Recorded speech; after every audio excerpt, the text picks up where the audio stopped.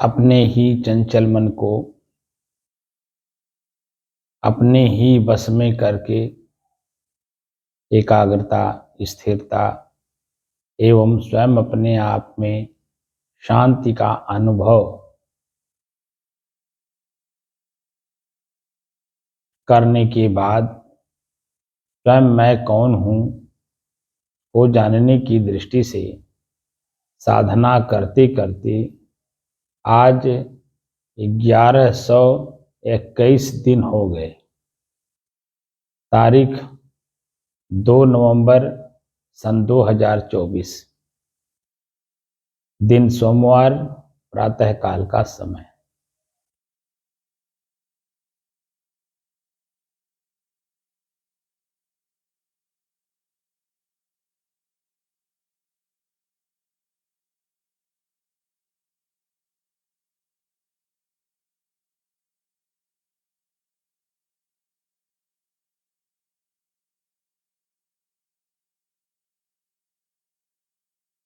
भीतर से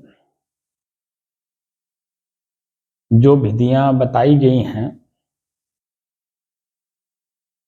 अपने आप तक जाने के, तो आंख बंद करिए, कान बंद करिए, जीभ बंद करिए, यानी सारी क्रियाओं को बंद करिए। तो बंद करने से पहले इनकी क्रियाओं को जानना होता है, हैं कौन?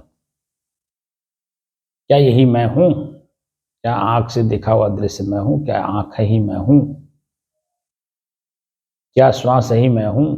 क्या श्वास जो अपने आप चल रहा है, क्या वही मैं हूं? क्या कान से शब्द सुना हुआ, क्या वह मैं हूं? क्या शब्द मैं हूं? क्या कान मैं हूं? इस तरह से देखने पर जो अभ्यास मैं आप लोगों को करवा रहा हूं, अभी गर्मी गया है, अब गर्मी जाने के बाद ठंड आ गया। शरीर पर हमारे देख रहे हैं, चद्दर शरीर पर आ गया, भीतर से इनर पहना हूं और एक हाफ जैकेट पहना हूं, नीचे मोजा पहना हूं पैर में। अब धीरे धीरे ठंड बढ़ रहा है, तो ठंड शरीर और मैं,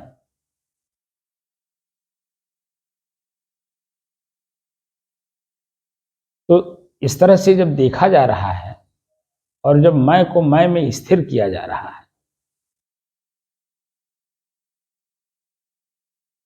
तब किसी प्रकार का कोई द्वंद्व अंतःकरण में नहीं है। सब अपने अपने जगह पर अलग महसूस हो रहे हैं, एकदम अलग अलग। और उन सब का उपभोक्ता मैं स्वयं अपने आप में स्थिर हूं, शुद्ध हूं, शांत हूं, एक रस का अनुभव हो रहा है।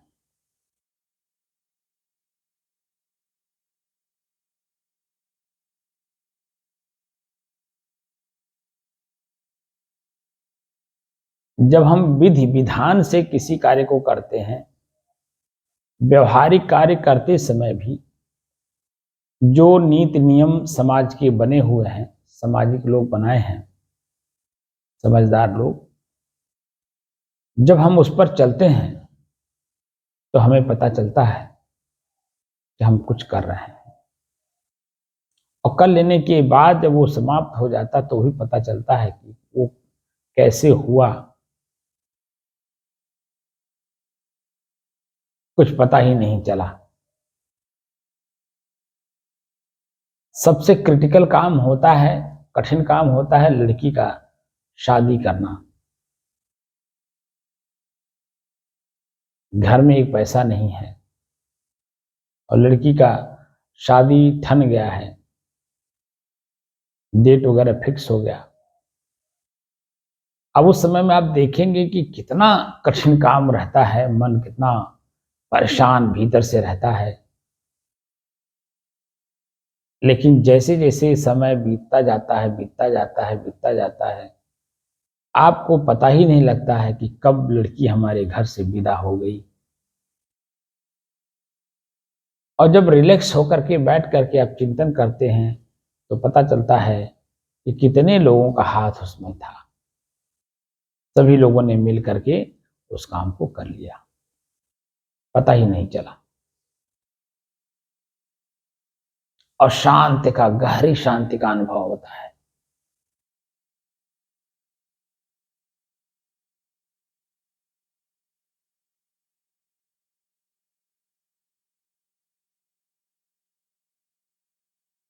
यहां हम अपने आप में जाना चाहते हैं, खुद खुद में हम खोद रहे हैं कि आखिर मैं हूं कौन। तो जो हमारा मन चंचल हुआ है, पहले तो हम इसे स्थिर कर लें, और उसको स्थिर करने के लिए विधियां तो कई हैं।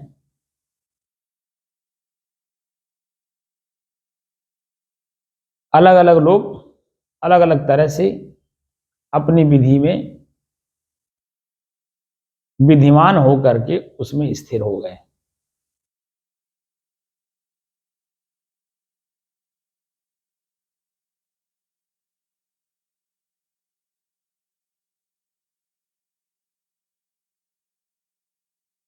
और विधिमान होकर के धीरे धीरे जब आगे बढ़ने लगते हैं तो पता चलता है कि आखिर यही मैं हूं।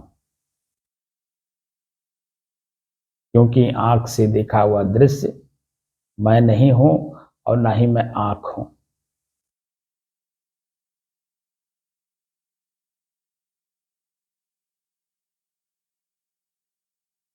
परिवार में, समाज में, देश में, गांव में रहने के कारण है आंख दृश्य को देख करके पहचानता है क्या है। काम मुझे करना होता, उनके साथ वैसा व्यवहार।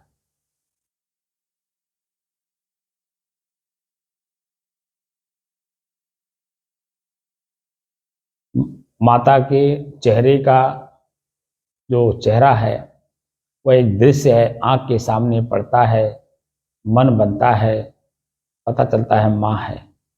तो माँ के साथ माँ जैसा व्यवहार करना होता है।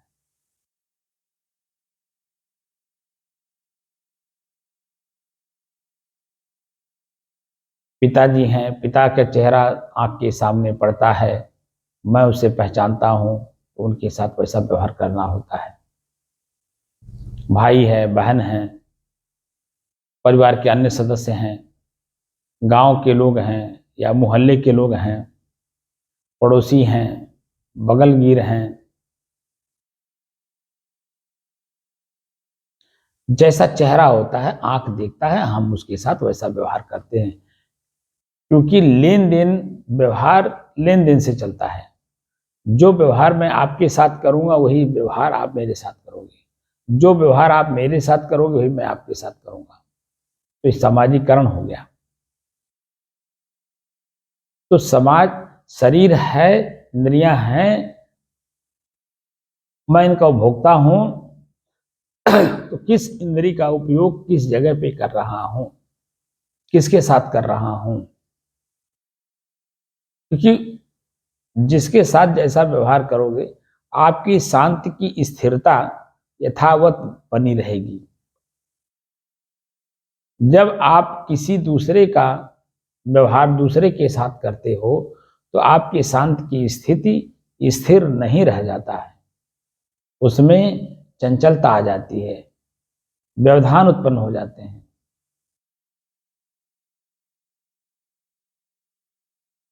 इसी से पता चलता है कि व्यक्ति अपने आप में स्थिर नहीं है।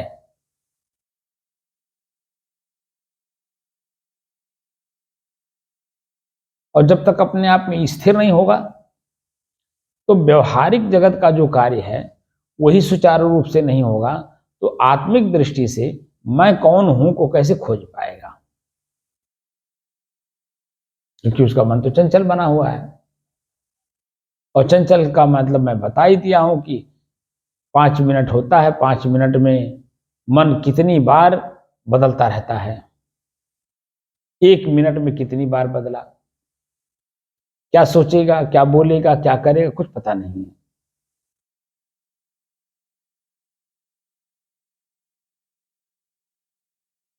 जब हम पता करने लगते हैं तो हमें अपनी ही गलती समझ में आता है, और जब अपनी गलती को हम निकालने लगते हैं तो पहले बड़ा कष्ट होता है, क्योंकि वो आदत में अभ्यास में आ गया है।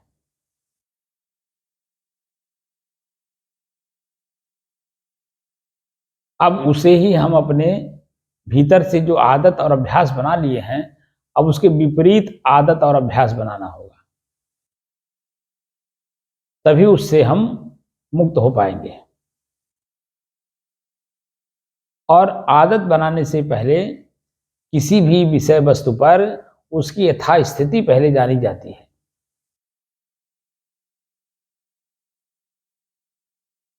और यथास्थिति जान लेने के बाद उसका जो वास्तविकता मिलेगा उसी उसके अनुसार जन फिर हमें अभ्यास करना होता है।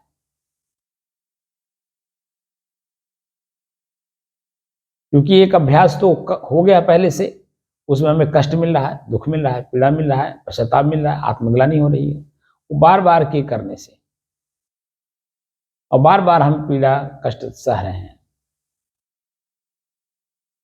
अब जब हम विपरीत दिशा जा रहे हैं उसे छोड़ने के लिए, तो जो पीड़ा दर्द कष्ट दिखाई दे रहा था वो धीरे धीरे अपने आप निकलता चला जाता, क्योंकि हम उसके वास्तविक स्वरूप को देख लिए। उसको कहते हैं वस्तु स्थिति का ज्ञान। वस्तु स्थिति का ज्ञान हो जाने के बाद मन में किसी प्रकार का शंका भय नहीं रह जाता है, या उसके प्रति आकर्षण खिंचाव न रह पाना उसके बिना, ये सब चंचलता में आता है, और वो सब चंचलता स्थिरता में बदल जाता है, क्योंकि वस्तु स्थिति का ज्ञान हो गया। हमारा शरीर वस्तु ही है, हमें अपने शरीर के अंगों के बारे में जानकारी प्राप्त करने के बाद ही मैं अपने आप तक जा पाऊंगा, क्योंकि सारे बंधन शरीर और शरीर के पार्ट्स यानी इंद्रियां, इनके यथास्थिति को जान लेने के बाद मन उधर खींचता नहीं है, उधर खिंचाव नहीं पैदा करता है, उधर हम जा करके फिर उसी पश्चाताप आत्मग्लानि में नहीं डूबते हैं। हम छोटा काम हो या बड़ा काम हो, कोई भी काम करने के बाद जब वो काम खत्म हो जाता है उसके बाद समय से फिर वही हमें आत्मग्लानि भी कराता है, वही पश्चाताप भी कराता है, वही दुख भी देता है, वही पीड़ा भी देता है।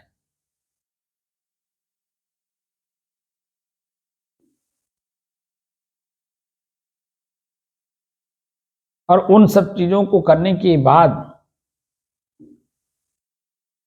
बार बार स्मरण करा करके ख्याल करा करके उसी को मानसिक कष्ट मिलता रहता है, देते रहते हैं।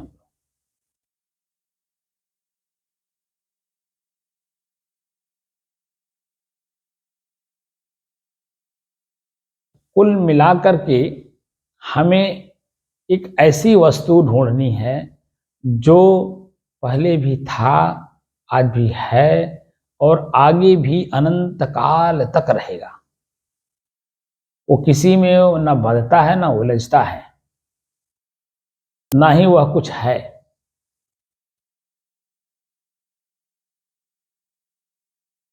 अगर कुछ है तो वो प्रकृति है,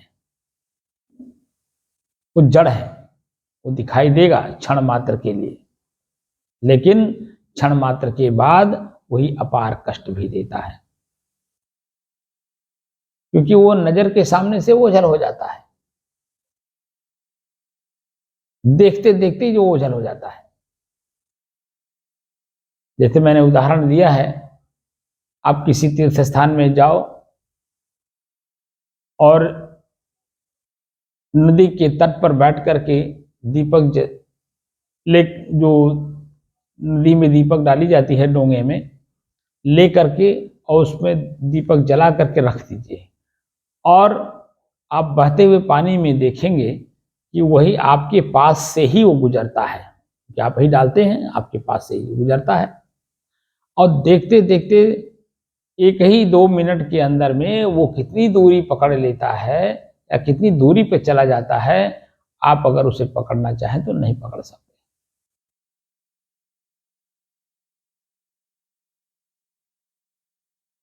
समय इसी तरह से हम लोगों का बड़ी तेजी के साथ समय भाग रहा है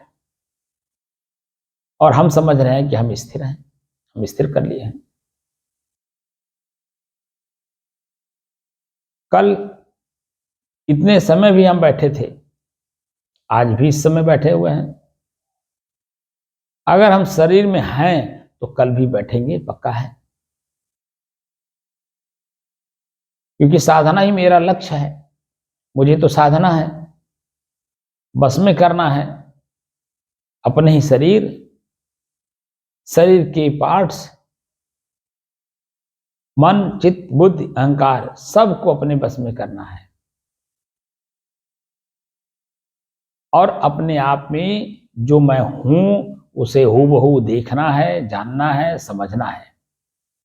देखने जानने समझने के बाद उसी में स्थित हो जाना है।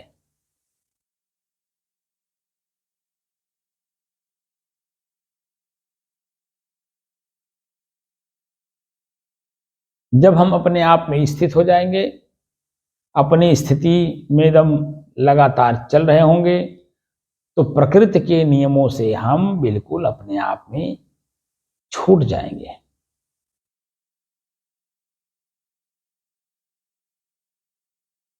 जो मुझे प्रकृति अपने बंधनों में बांध रखी है, इस प्रकृति के बंधनों से मैं स्वयं अपने आप में छूट जाऊंगा, स्थिर हो जाऊंगा।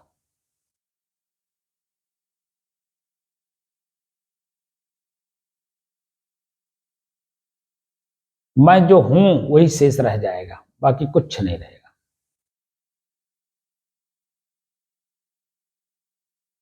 इसलिए समय रहते हुए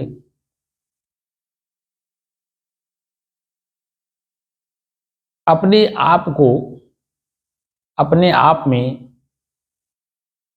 देखने, जानने, समझने और स्थिर होने में कामयाबी हासिल करिए। बाहरी भौतिक किसी भी प्रकार का लक्ष्य आप बनाओगे, वह थोड़े समय के लिए होगा। मान लीजिए आप संसार का कोई भी पद पाने के लिए लालायित हो, मिल गया। आज के दौर में आप देख लीजिए किसी भी देश का राष्ट्रपति बन जाइए, प्रधानमंत्री बन जाइए, आईएएस अफसर बन जाइए, कुछ भी बन जाइए, कितने समय तक? प्रश्न करिए अपने आप से।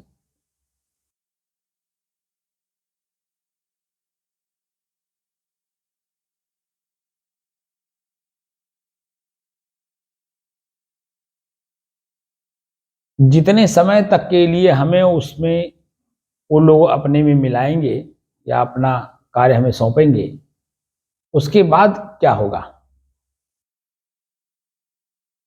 प्रधानमंत्री राष्ट्रपति का अगर पद मिल गया तो 5 साल के लिए, 5 साल के बाद फिर चुनाव होगा।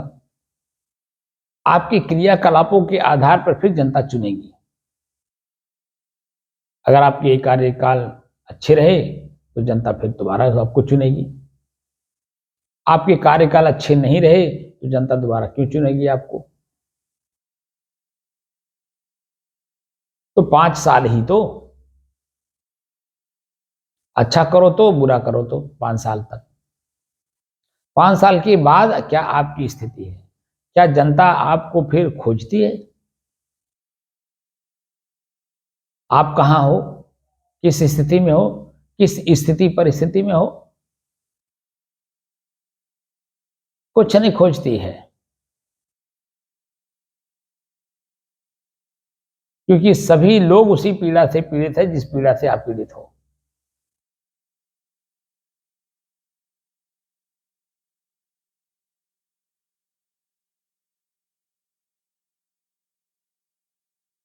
इसलिए अपने पद को खोजिए जो सदैव के लिए आपका है, वो कभी आपसे बिछुड़ ही नहीं सकता है, अलग हो ही नहीं सकता है।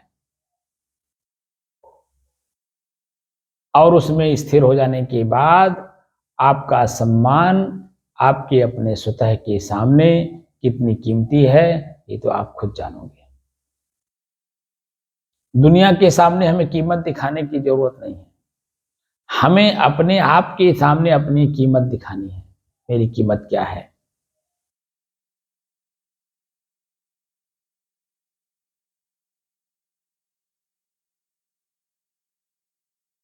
अध्यात्म बहुत गहरी चीज है। स्वयं का परिचय,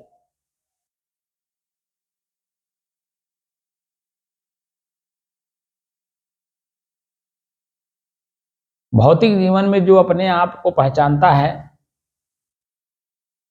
वह देखिए अपने बदतर स्थिति को बेहतर बना लेता है, और अगर बेहतर स्थिति है तो और उत्तम में उत्तम स्थिति बना लेता है।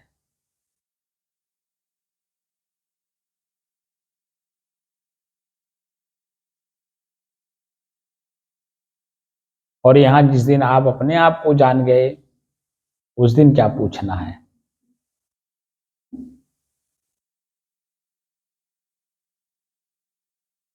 क्योंकि बाहर जिसे आप खोज रहे हो वो तुम स्वयं ही हो।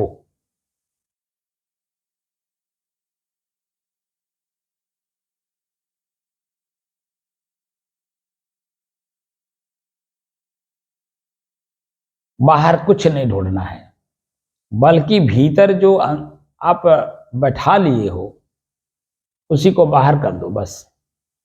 जो मानंदियां हैं उन मानंदियों को बाहर कर दो, फिर देखो।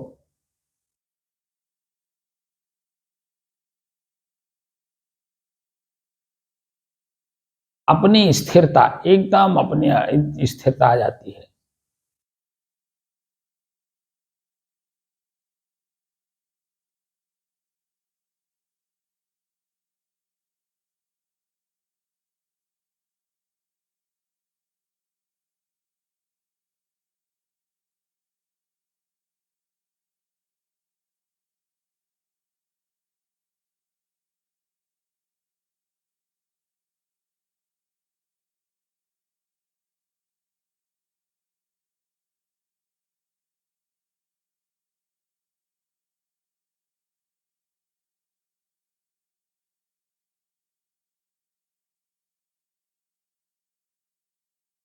आज जो हमने प्रयोग किया है, ठंड, शरीर और मैं,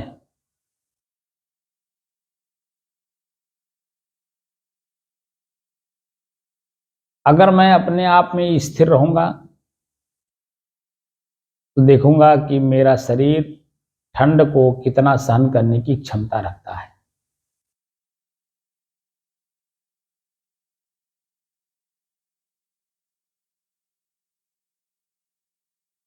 अगर ठंड को सहन करने की क्षमता इसमें है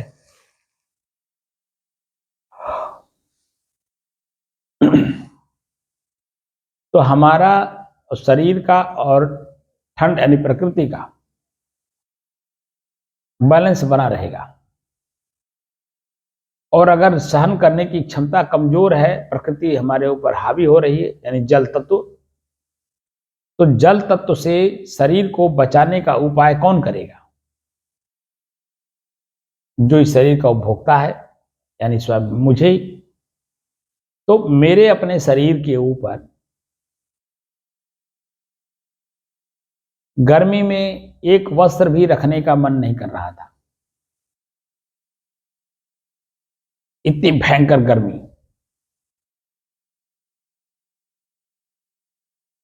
उसे हम लोग सहन कर ले गए, पंखा नहीं चलाए, कूलर नहीं चलाए, एसी नहीं चलाए, यहां तक कि दरवाजा भी नहीं खोले कि बाहर से कुछ हवा आए। यही दीवार कितना गर्म हो गया था, छत गर्म हो गए थे, हवाएं कितनी गर्म थी।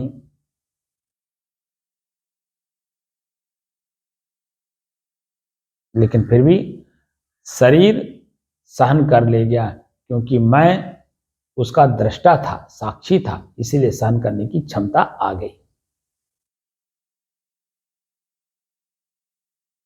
अब यहां पर ठंड, यानी जल तत्व का क्या प्रकोप आएगा मेरे ऊपर?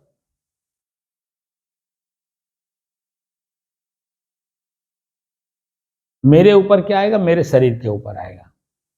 तो मैं दृष्टा हूं जल तत्व, यानी प्रकृति और शरीर के बीच में, मैं दोनों का उपभोक्ता हूं। तो मुझे दोनों को बैलेंस करना है, ताकि शरीर में जब तक मैं रहूं, शरीर मुझे कष्ट ना दे, पीड़ा ना दे। तो बैलेंस कौन बनाएगा? तो मुझे ही बनाना है।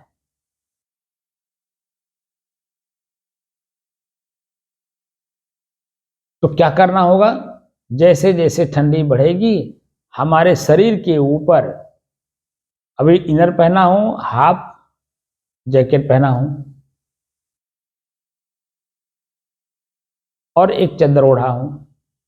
अभी जैसे जैसे ठंड बढ़ेगा, हमारे इसी शरीर पर, मुझे ही शरीर और प्रकृति के बीच में मध्यस्थता करनी होगी। तो शरीर पर इसके आगे भी, एक आज एक चादर ओढ़ा हूं, हो सकता है कल दो चादर ओढ़ना पड़े, हो सकता है दो चादर के बाद कंबल भी ओढ़ना पड़े, हो सकता है कंबल के साथ रजाई भी ओढ़ना पड़े,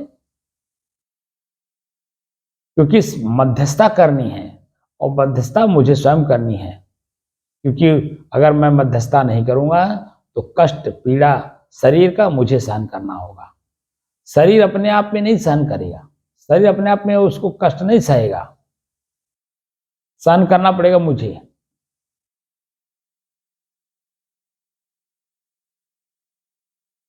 अगर शरीर में सहन करने की क्षमता होती या उसमें चेतना होती, वो जान लेता, कर लेता अपना काम, तो मुर्दा भी उठ करके अपने शमशान घाट तक चला जाता,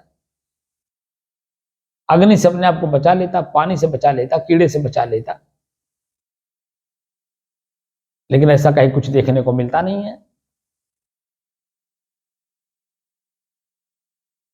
तो शरीर में मैं जब तक हूं, ये मेरा निजी घर है, और निजी घर का देख रेख करना मालिक का कर्तव्य बनता है। तो मैं इस शरीर का मालिक हूं, भोक्ता हूं।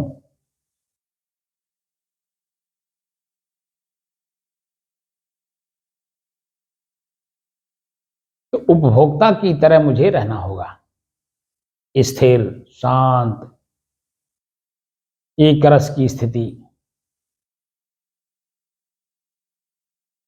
जब जैसा समय परिवर्तन होगा, समय के साथ हम अपने शरीर को बैलेंस कर ले जाएंगे।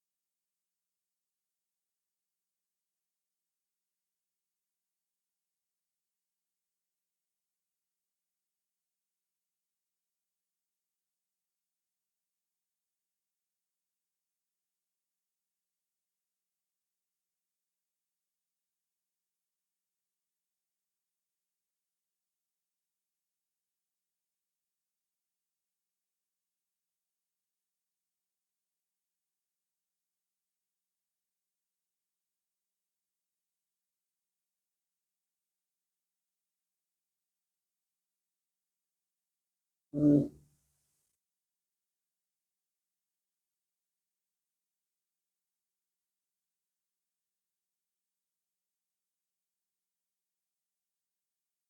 हम्म,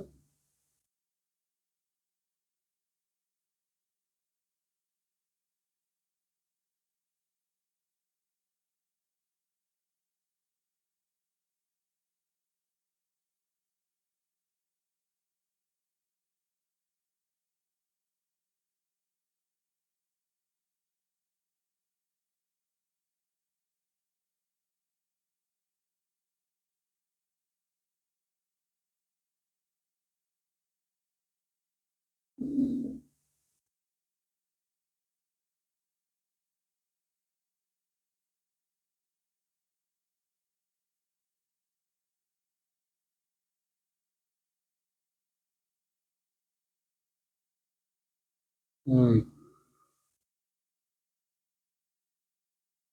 हम्म, हम्म,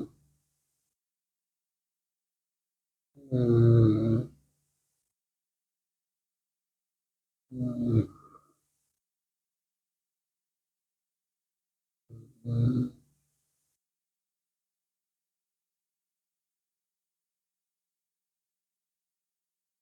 हम्म, हम्म,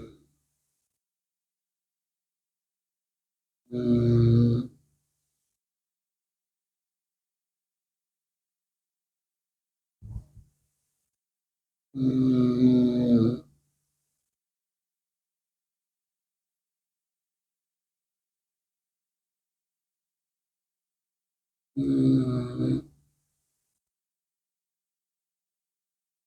हम्म,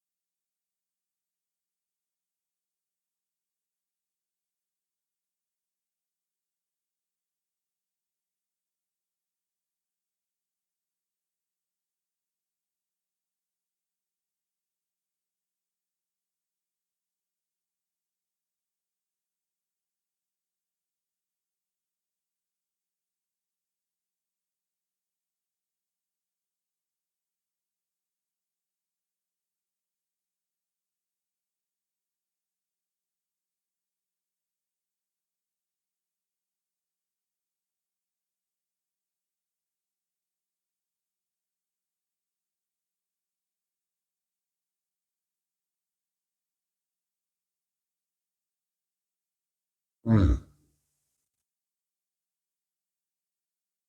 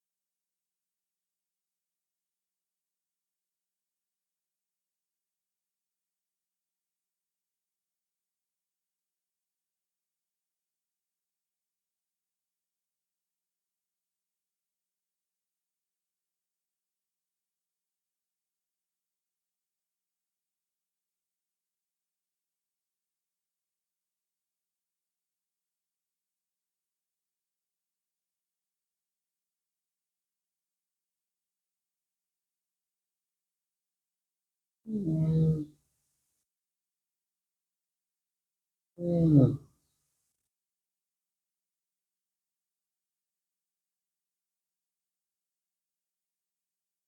हम्म,